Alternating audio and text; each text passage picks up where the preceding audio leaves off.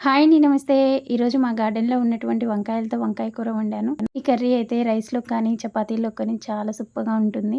క్విక్‌గా కూడా అయిపోతుందండి. ఇంకా ఈ కర్రీ ప్రాసెస్ ఏంటో చూసేద్దాం. ముందుగా వంకాయలని నీట్‌గా క్లీన్ చేసుకొని, ఇలా కట్ చేసుకొని ఉప్పు నీళ్ళల్లో వేసుకోవాలి. తర్వాత స్టవ్ మీద ప్యాన్ పెట్టుకొని, ప్యాన్‌లోకి 2 టేబుల్ స్పూన్ల నూనె వేసుకోవాలి. తర్వాత దీనిలోకి పోపు దినుసులన్నీ యాడ్ చేసుకోవాలి. జీలకర్ర, ఆవాలు, పచ్చిపప్పు, అలాగే సన్నగా తరిగి పెట్టుకున్న ఒక ఆనియన్ కూడా వేసుకొని, కొంచెం కలర్ చేంజ్ అయిన తర్వాత పసుపు కూడా వేసుకొని అంతా మిక్స్ చేసుకొని ముందుగా ఉప్పు నీళ్ళలో కట్ చేసి వేసుకున్నటువంటి వంకాయలను కూడా వేసుకొని బాగా కలుపుకొని మూత పెట్టుకొని మగ్గించుకోవాలి. దీనికోసం మసాలా అయితే ప్రిపేర్ చేయాలండి. మసాలా కోసం అయితే ఒక మిక్సీ జార్‌లోకి కొద్దిగా కొబ్బరి, నా దగ్గర పచ్చి కొబ్బరి లేదండి, అందుకే ఎండు కొబ్బరి వేసాను. మీడియం సైజ్ కట్ చేసినటువంటి టమాటో, టేస్ట్‌కి సరిపడా పచ్చిమిర్చి, కొత్తిమీర, అలాగే పొట్టు తీసినటువంటి వెల్లుల్లిని కూడా వేసుకొని మిక్సీ చేసుకోవాలి. వంకాయలు బాగా మగ్గిపోయిన తర్వాత ఈ పేస్ట్‌ని కూడా వేసుకొని టేస్ట్‌కి సరిపడా ఉప్పును కూడా వేసుకొని నూనె పైకి తేలేంత వరకు మగ్గించుకోవాలి.